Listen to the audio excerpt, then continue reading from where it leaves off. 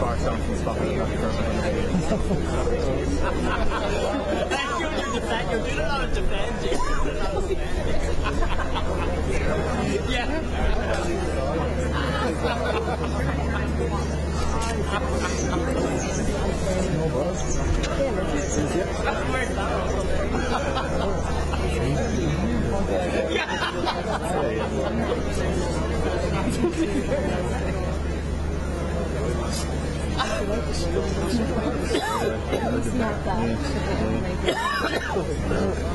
They're shaking a little bit now, look. I'm here for bloody ages.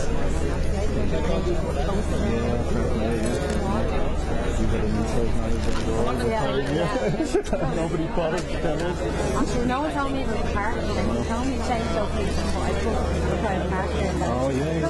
I walked in the other side.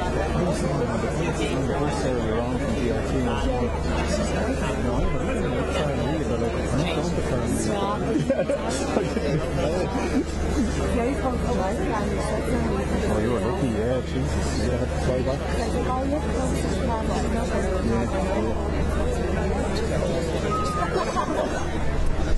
Enjoying working over there anyway, yeah? Yeah.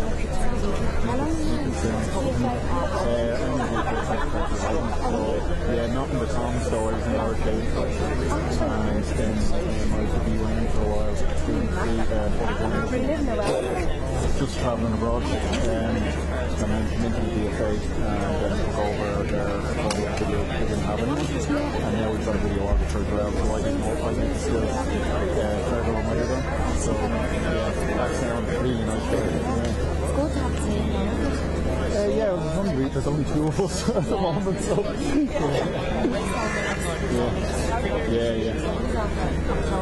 Oh, he's gone, is he? Oh, he's on holiday, is he? Yeah, okay.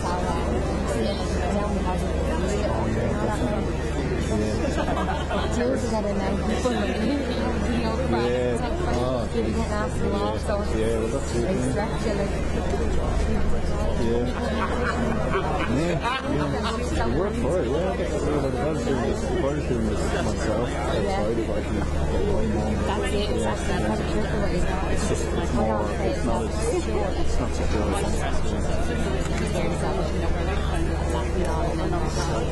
Sometimes we have to. Yeah. I know, not so much, but we like to do that. Yeah, exactly, yeah, sure.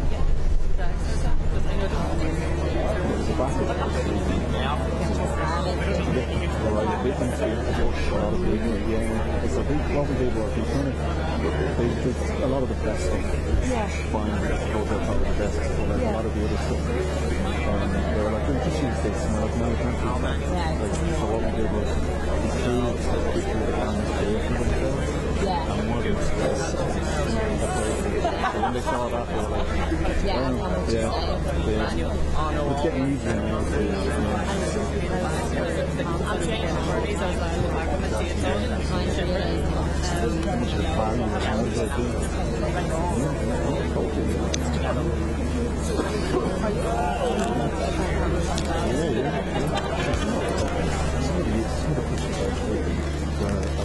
No one's ever going to use it.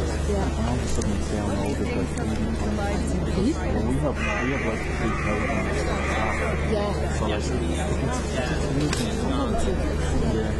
we can use them for and you see it, you nearly want to be initials and you start out with that. Was that my fault? yeah, I was looking at a code. Yeah, it's meant to. Yeah, so there's a use for everything. There's a burn it really. We're like, okay, let's check the discipline. You know, with slabs and whatever. Exactly, yeah. Yeah, but we're pretty open, like we share everything with everybody, so we don't really mind.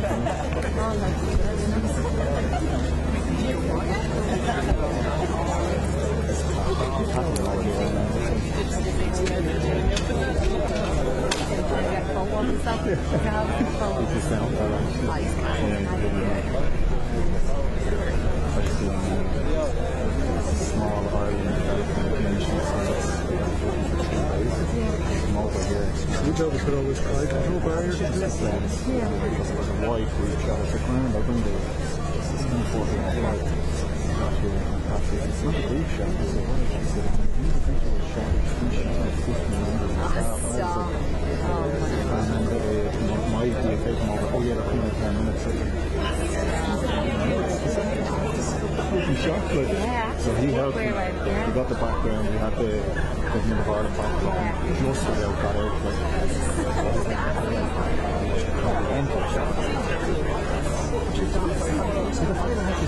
you're like screwed, like, yeah. Well, I can't, I was going to run down to meet and see if he had anything, you know, but 10 minutes, like.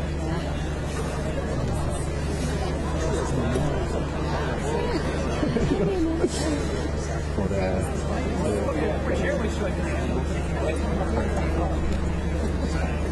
Usually the traffic jam there. He can't get through the cars. I don't mind that side. Like, I was hoping once there was more setting up that shot. Because it's like it's a specific type of shot that you need to get for that. And the thing about those shots is like they take longer than you think because a lot of people don't look at you and you have to be getting their attention and going, yeah, you're like, please.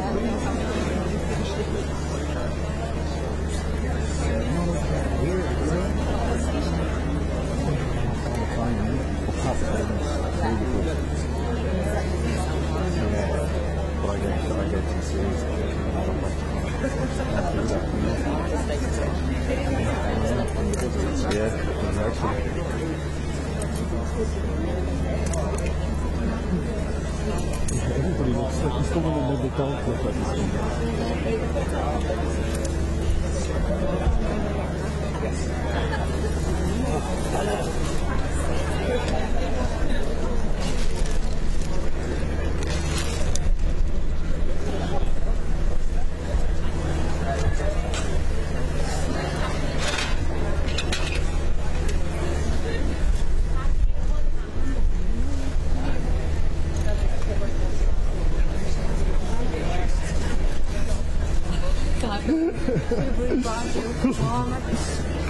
I've been around your car to get distracted in there, you could have had one.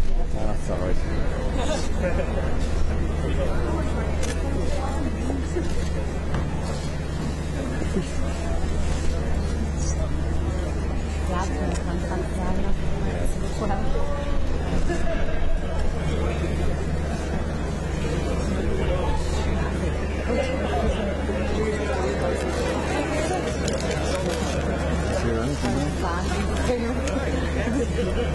Not very enough. This morning the roads look. Angry Jones hanging around for the last hour and a half. Yeah. That's what I used to, I'd say, anyway.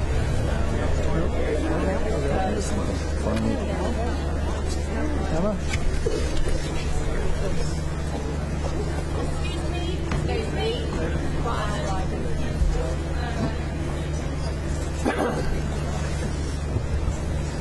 First parking.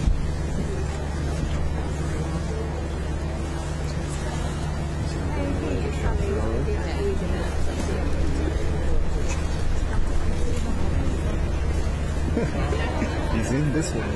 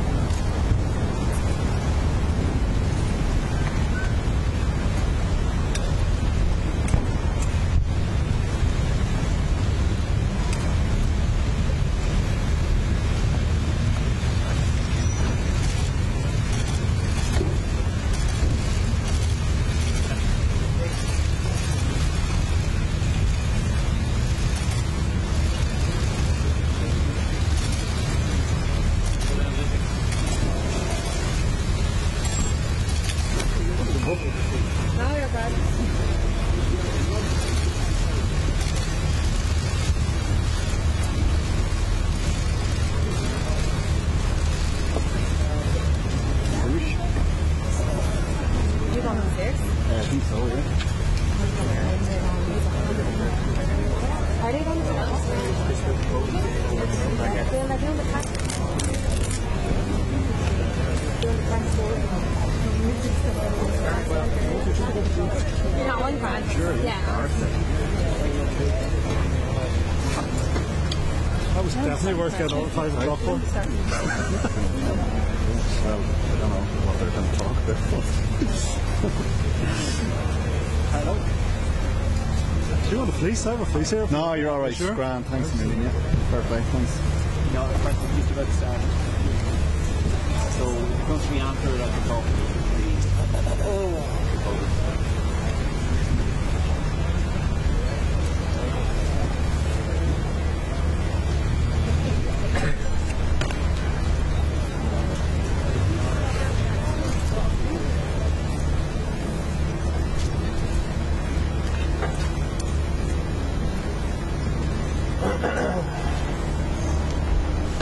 One, two, one, two.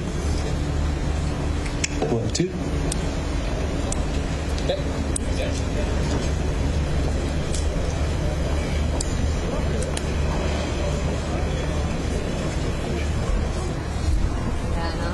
Wouldn't want them to go to the party, so. We did serious ones around.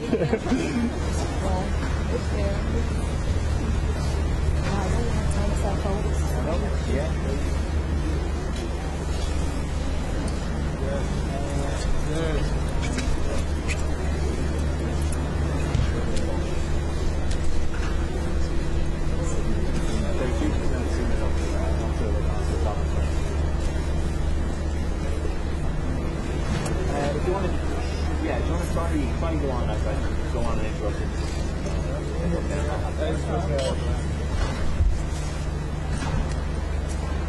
Yeah, if you want to try it, yeah.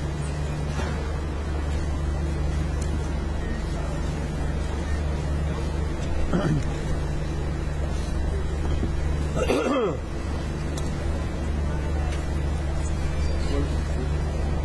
think no, I guess it's business more. I think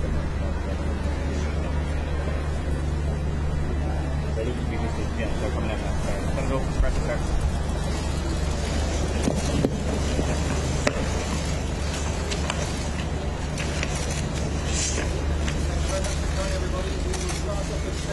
The Taoiseach, followed by the Prime Minister, and then there'll be a short opportunity for questions. So, thank you, Taoiseach. Good morning, everyone. Members of the press, ladies and gentlemen, Prime Minister.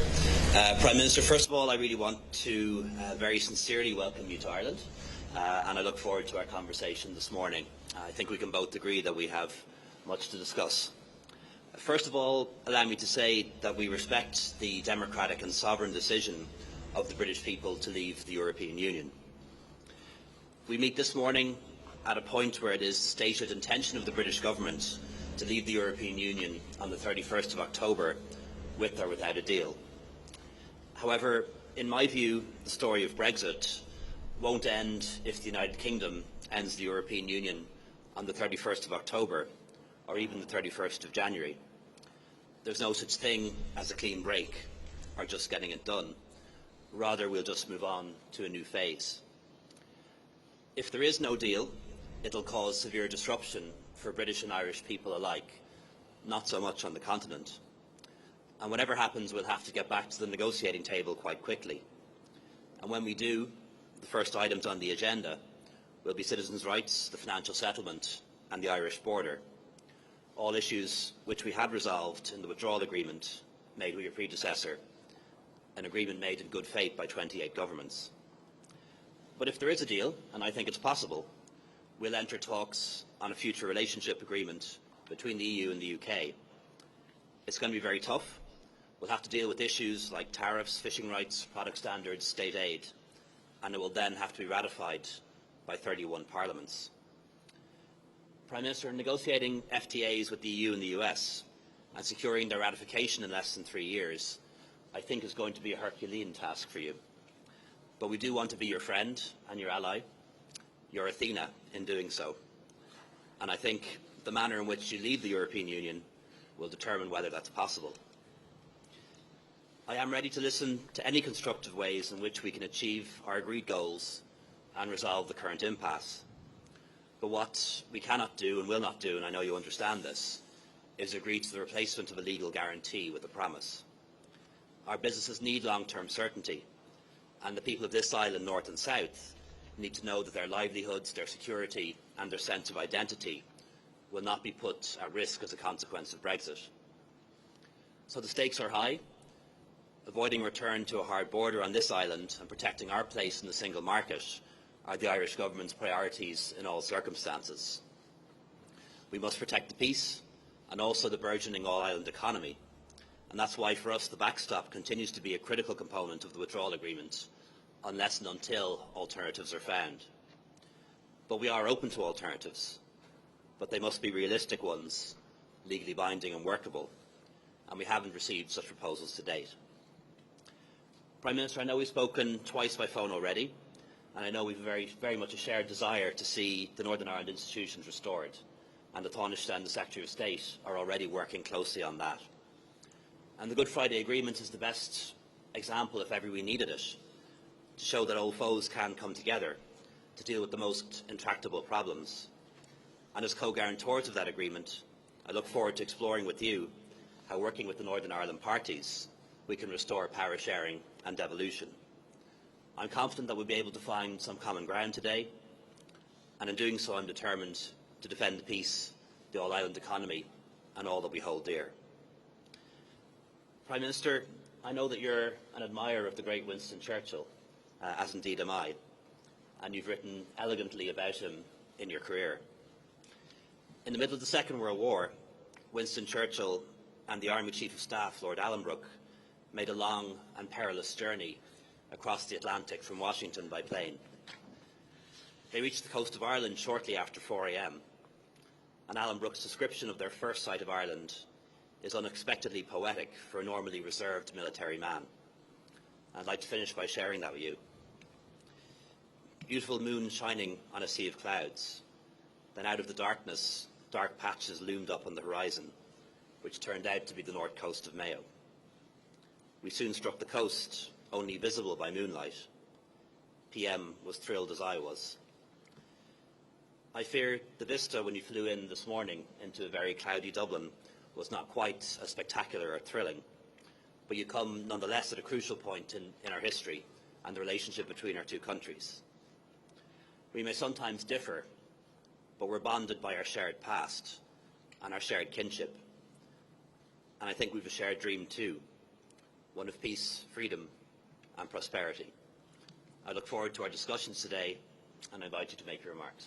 Thank you very much, Taoiseach Leo. It's wonderful to be here in Dublin, and I thank you very much for the very warm welcome you've given us in spite of the slightly chilly weather, which I congratulate the media on braving as you all are this morning. Leo, you and I first met a few years ago when we jointly officiated at the St Patrick's Day procession in Trafalgar Square in London. It was a pretty joyous occasion, and of course we then celebrated the incalculable contribution of the Irish community to London, and there in the vast crowds was of course the living embodiment of one of the densest and most intricate and most vital relationships in the world between any two countries.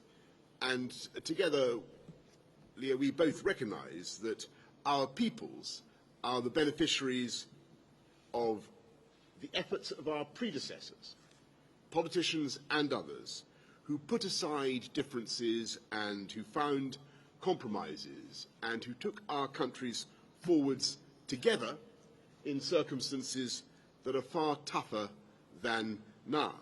And the results for both the UK and Ireland are immense, not just a peaceful and open border, but an economic partnership by which we in the UK eat, I think, 50% of all the cheese and beef produced in Ireland, which is a lot, and the very captain of the World Cup winning English cricket team was born in this city. So I believe our job now is to take that relationship forward and to build on it. We've got a UK-Ireland summit in November. I look forward to that.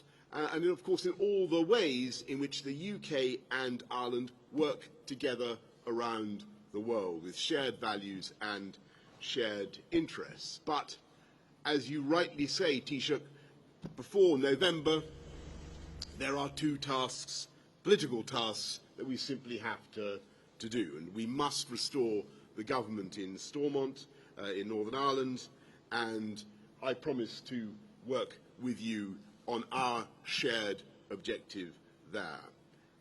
And, of course, we must get Brexit done, because the UK must come out on October the 31st, by October the 31st, or else I fear that permanent damage will be done in the UK to trust in our democratic system. And I know that Brexit was not, to be perfectly frank, a problem, a conundrum that Ireland wished for. And I think there are certainly questions that we need to resolve. And there are three basic questions that we have to answer for the sake of our collective peace of mind. Can we ensure that we continue to have unchecked movement at the border of goods and people, and indeed cattle? And I think the answer is yes. And as someone who went to the border several times before the Good Friday Agreement and shuddered to see watchtowers on UK soil, I can say now, as I've said many times before, the UK will never, ever institute checks at the border. And I hope our friends in the EU would say the same. Can we uphold the Belfast Good Friday Agreement in all its particulars? And again, I say the answer is yes. And our commitment in the UK to the peace process is unshakable. Can we protect the economic unity of the island of Ireland and the gains that Ireland has won through its membership of the EU single market? And again, I think the answer is yes. And I think we can achieve these things while allowing the UK to withdraw whole and entire from the EU. And of course, I acknowledge the complexities involved and the symbolism and the sensitivities evoked by the very concept of a border. But strip away the politics, and at the core of each problem, you find practical issues that can be resolved with sufficient energy and a spirit of compromise. Indeed, the current treaty must logically envisage that the problems can be solved, or the present protocol would never have been called a backstop. So I have one message that I want to land with you today, Leo, and that is that I want to find a deal. I want to get a deal. Like you, I've looked carefully at no deal. I've assessed its consequences, both for our country and yours. And yes, of course, we could do it. The UK could certainly get through it. But be in no doubt, that outcome would be a failure of statecraft for which we would all be responsible. And so, for the sake of business, of farmers, and for millions of ordinary people who are now counting on us to use our imagination and creativity to get this done, I want you to know I would overwhelmingly prefer to find an agreement. Our governments have spent 3 years masticating this problem, and so I think it's time now to honour the achievements of our predecessors who tackled far worse problems by cracking this one ourselves. I won't say we can do it all today, but I do believe that a deal can be done by October the 18th, so let's do it together. Thank you very much. Prime Minister, now we have an opportunity for questions, starting with Tommy Gorman from RTE. Prime Minister Taoiseach, if I could put my questions to you first, Prime Minister. You said that you travelled to the border before the Good Friday Agreement. Am I correct in suggesting that you have not been there since you were Foreign Secretary and in your role as Prime Minister? And when are we going to see the details of the compromise offer you are prepared to make in order to solve this problem between next-door neighbours? Taoiseach, a question in relation to the future of Northern Ireland. It is said that direct rule may be imposed in Northern Ireland if there is no deal. What would be the stance of the Irish government in that situation, in keeping with its responsibilities under the Good Friday Agreement and the St Andrews Agreement? Thank you. Well, thanks. Shall I go first, Tommy? Who I used to work with many years ago in Brussels. Tommy, I remember the old border, and I've seen the new arrangements, and I know the contrast and how absolutely valuable and vital it is that we keep that open border. On the what we're bringing and the plan, well, I think it's fairly obvious what needs to be done. I think that the landing zone is clear to everybody. We need to find a way of ensuring that the UK is not kept locked in the backstop arrangement. So there is a way out for the UK, whilst giving Ireland the assurances that it needs. And I think there are two broad areas, Tommy, where progress can be made, and they are on everybody understands the facilitations that people have been talking about for a long time now, whether it's trusted trader schemes or electronic pre-clearance of goods. There's a lot that can be done there. I think there is another area too, which is the concept of the unity of the island of Ireland for sanitary and phytosanitary purposes. In other words, for agri-foods. Now that gets you, if you can do both of those things, you get a long way through the problem.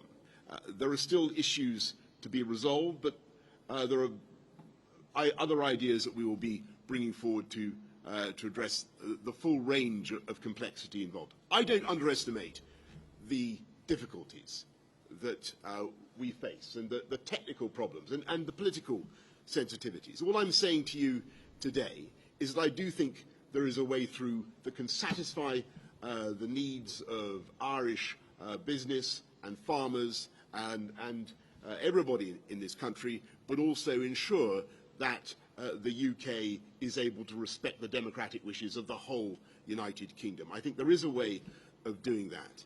I accept fully, by the way, that the locus for the negotiation remains Brussels, and that's very, very important. And I think that the 27 will continue to want to have a shared position, and we absolutely respect that. But we will want to be discussing very sincerely now with our Irish friends how we can assist in that process and how we can perhaps jointly make some progress together. Because as I've been travelling around the EU and talking to other EU members, there's no doubt the first thing they say to me is, well, you know, how are you getting on with your Irish friends? Have you made some progress there? So I think it is incumbent on us as the UK to talk first to Ireland. So, Tommy, just to answer your question on direct rule, the Irish government will oppose the reintroduction of direct rule were that to happen. We'd consider it to be contrary to the agreement and the St Andrews Agreement in particular. We recognise, however, that the UK is the sovereign government in Northern Ireland. So were it to happen, notwithstanding our opposition, we would want to see the institutions, the East-West institutions in the Good Friday Agreement used to full effect, particularly the British-Irish Intergovernmental Conference, to give us an opportunity to have a consultative role when it comes to any of the big decisions that are made in Northern Ireland in that scenario, recognising that there are so many citizens of Ireland in Northern Ireland and the need to have a cross-community element to any decisions that are made. Thank you, Taoiseach and Prime Minister. Next question is to Emma Vardy of the BBC. Hi, question for Prime Minister Boris Johnson. Parliament has been blocking your bids to call a general election.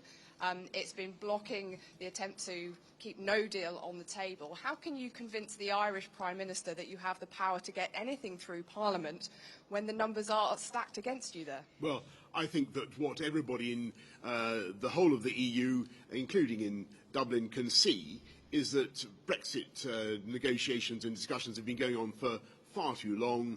They want an end to it, and they want it done, and that's certainly what I want done. And we will come out on October the 31st, and I'm sure that, as I say, parliamentarians will see the wisdom of doing that and respecting, honouring the referendum result, the democratic referendum result. And I'm absolutely undaunted by whatever may take place in Parliament, because I think what the British people want us to do is to deliver a deal and to get on and take us out on October the 31st. And that's why I'm so glad to be here in Dublin talking to the Taoiseach, and I look forward to some constructive conversations in the next few minutes. I want to stress, I want to manage down expectations here, Emma. I don't think we're going to have, I'm just looking at the Taoiseach, I don't think we're necessarily going to have a complete breakthrough here this morning. Not today, anyway. Not today. But Might be a good start. But we are going to work at this, and I think that is what the people of the UK would want us to do. Next question is to Kevin Doyle from the Irish Independent. Taoiseach, you've suggested that nothing of substance has been brought to the table in recent weeks. So is today the start of serious negotiations on alternatives to the backstop? And if there is an extension sought by the UK side, what would it take to convince EU member states that they could put this off till January or into the new year? And Prime Minister, when you talk about people being found dead in ditches, there's a sense in this country that you really don't understand what's at stake here. As Tommy asked, when is the last time you did actually go to the border? Have you crossed the open border like ministers from 12 EU countries have? Do you still think that it's like crossing from Camden to Islington? And given that you've lost your working majority now in the House of Parliament, will you be held ransom by the DUP in the same way that Theresa May was? Well, I think, Kevin, to answer your question, I'm very keen to have this matter resolved at the European Summit in the middle of October, allowing the UK to leave with a deal on October 31st. I think Brexit has dominated British politics and Irish politics for far too long now. And this meeting with the Prime Minister is an opportunity really for us to see where there might be common ground, see where there are still differences, and then see where we can work together with the European Union, of course, and the Commission on finding a solution. If it comes to a request for an extension, I think the vast majority of countries around the table would prefer that there not be an extension. We would like to see this dealt with. If the UK is leaving, it should leave on the 31st of October. But as the President of the Commission, incoming President of the Commission, Ursula von der Leyen, has said, if there is a good reason to have an extension, then we would consider it. But I think we would all prefer to have this resolved in October so that the UK can leave the European Union, begin its new journey in the world. We can continue with our domestic priorities here, and the European Union can focus on all the other issues that we want to deal with. But because of Brexit, time to deal with those has been lost. That is exactly right, in my view, Kevin. I think that we've got to get on and do this. And yes, of course, I think everybody in the UK and in Ireland understands the fantastic political importance and sensitivity of the border. That's why we make our unilateral declaration that under no circumstances will there be any checks at that border imposed by the UK. That will never happen.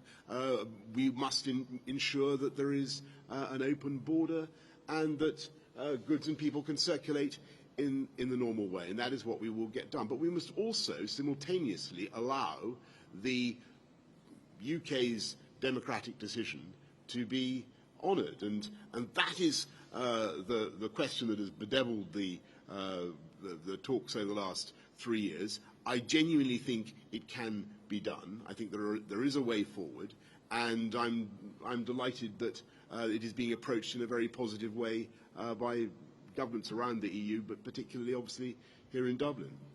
Final question is to Carl Dinnan from ITV. Prime Minister, we just heard that the Irish have still received no new proposals from you. Have you got something in your pocket today to offer that will constitute a new proposal? And if you are talking about the kind of all-Ireland zone for food and agriculture, doesn't that end up creating the kind of border in the Irish Sea that the DUP simply will not accept? And Taoiseach, if I may, isn't it still the truth that as the 31st of October draws near, that no backstop would still be better for Ireland than no deal?